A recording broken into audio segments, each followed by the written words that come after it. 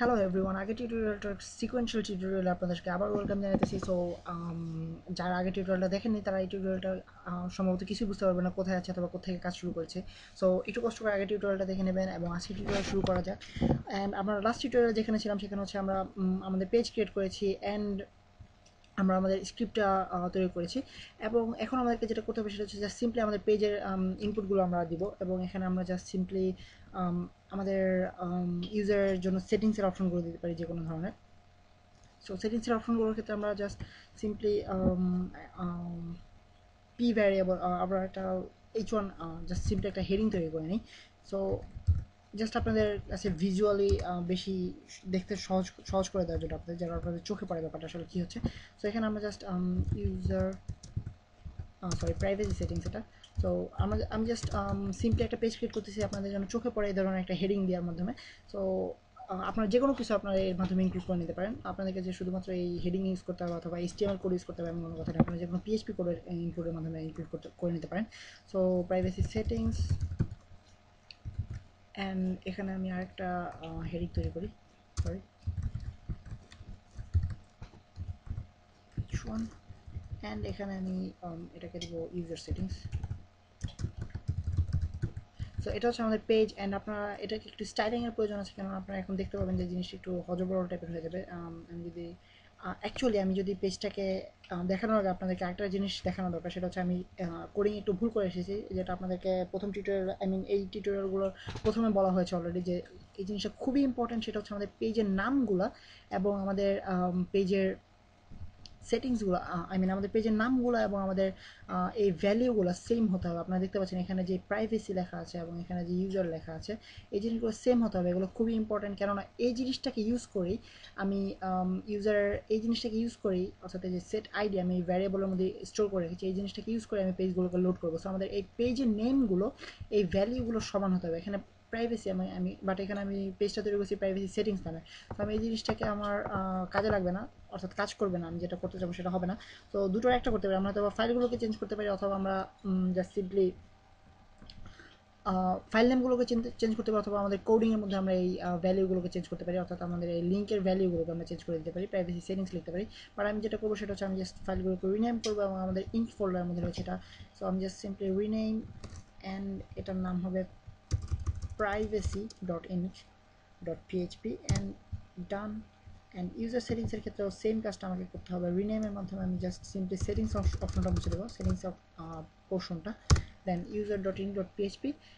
So এখন আমাদের programme অনুযায়ী যে কাজটা হবে সেটা হচ্ছে, আপনারা বুঝতে পারতেছেন নিশ্চয়ই যে আমাদের এই পেজগুলো লোড হবে অ্যান্ড এই পেজগুলোকে আমাদের টেক্সট এডিটরের মধ্যে আমি লোড করে নিই। সো এই পেজগুলো লোড হবে আমাদের এখানে অ্যান্ড আমি এখানে কিছু স্টাইলিং করে নিই, কেননা আমাদের এই হেডিংগুলো অন্য জায়গায় চলে যাবে না হলে।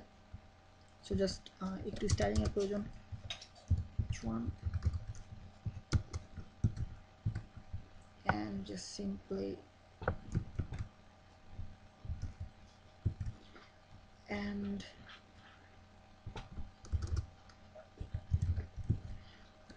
সো এটা হচ্ছে আমাদের অ্যাকচুয়াল স্ক্রিপ্ট এবং অ্যাকচুয়াল পেজ অ্যান্ড আপনারা দেখতে পাচ্ছেন এখানে আমি পেজেস ফোল্ডারের মধ্যে রেখেছি। সো ডিরেক্টরিটা আমাকে চেঞ্জ করতে হবে, কারণ আমি ইনক নামের ডিরেক্টরিতে রেখেছি সবগুলোকে। সো এখানে পেজেস নামে থাকবে বাট এখানে ইনক নামের হবে। সো আশা করি এখন আমাদের পুরো প্রোগ্রামটা কাজ করবে, অর্থাৎ স্ক্রিপ্টটা ঠিকভাবে কাজ করবে। অ্যান্ড আমি যদি পেজটাকে রিলোড করি আপনারা দেখতে পাবেন এখন আমি এখানে ক্লিক করা মাত্র আমাদের ইউজার সেটিংস অপশন চলে আসছে। এখানে আমি প্রাইভেসি সেটিংসে ক্লিক করা মাত্র প্রাইভেসি সেটিংস চলে আসতেছে, ইউজার সেটিংসে ক্লিক করা মাত্র ইউজার সেটিংস চলে আসতেছে। অ্যান্ড আসল জিনিস যেটা সেটা হচ্ছে আপনারা এখানে খেয়াল করুন, অ্যান্ড ঠিক আগের যেরকম ছিল, অর্থাৎ আমরা যদি হোম পেজে চলে যাই, ঠিক সিম্পল জাস্ট কোয়েশ্চেন মার্কের পর আইডি ইকুয়ালস টু হোম, প্রোফাইলে গেলে কোয়েশ্চেন মার্কের পর আইডি ইকুয়ালস টু প্রোফাইল এবং সেটিংসে গেলে আইডি ইকুয়ালস টু সেটিংস। তারপরে আমি আবার যখন ইউজার সেটিংসে যাচ্ছি তখন আইডি ইকুয়ালস টু সেটিংস এবং set ID equals to user, অর্থাৎ এটা আমাদেরকে ইউজার সেটিংসে আছে নিয়ে এসেছে। এবং আমি যখন প্রাইভেসি সেটিংসে ক্লিক করছি তখন এটা আমাকে প্রাইভেসি সেটিংসে নিয়ে যাচ্ছে এবং পেজের অন্যান্য সব কন্টেন্ট একই থাকতেছে।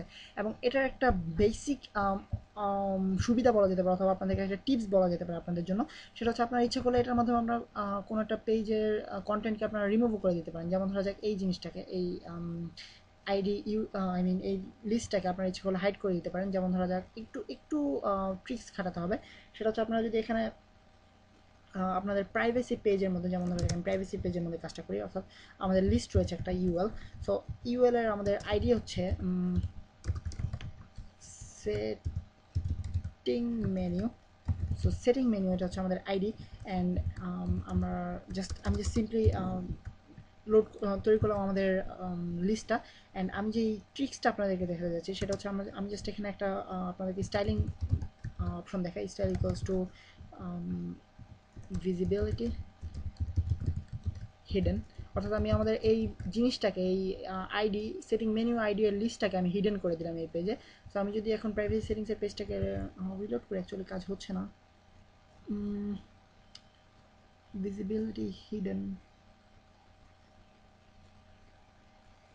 সো এই জিনিসটাকে আমরা একটু ডিফারেন্ট করে রিপ্রেজেন্ট করা যেতে পারে আপনাদের কাছে।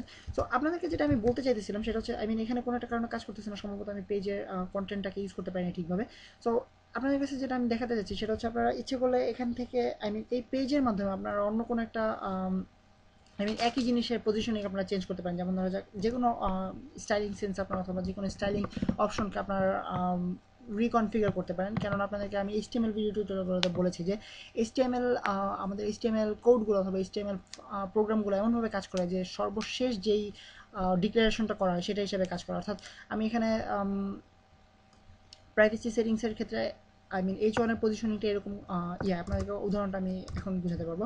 অর্থাৎ আপনারা দেখতে পাচ্ছেন আমি জাস্ট আমার ইন্ডেক্স পেজে আমি H1 এর জন্য একটা স্টাইলিং পজিশন ইউজ করেছি, সেটা হচ্ছে টপ থেকে 250 পিক্সেলস নিচে। বাট প্রাইভেসি পেজে এসে যদি আমি এটা পজিশনিংটা চেঞ্জ করে দিই, অর্থাৎ স্টাইল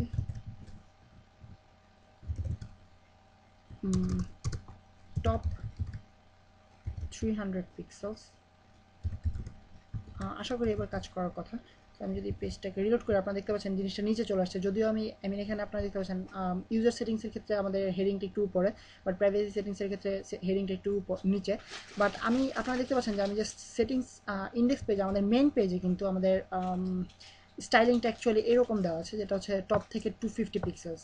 বাট আমি এখানে রিডিক্লেয়ার করার মাধ্যমে, অর্থাৎ আমি নতুন করে আবার ডিক্লেয়ার করলাম যে অ্যাকচুয়ালি স্টাইলটা হচ্ছে 300 পিক্সেল। সো এভাবে ইনক্লুডেড পেজের মাধ্যমে আপনারা আপনাদের পেজের স্টাইলগুলোকেও চেঞ্জ করতে পারেন। HTML অর্থাৎ CSS কোডিংয়ের মাধ্যমে আপনাদের পেজের স্টাইলিংগুলোকে আপনারা চেঞ্জ করতে পারেন।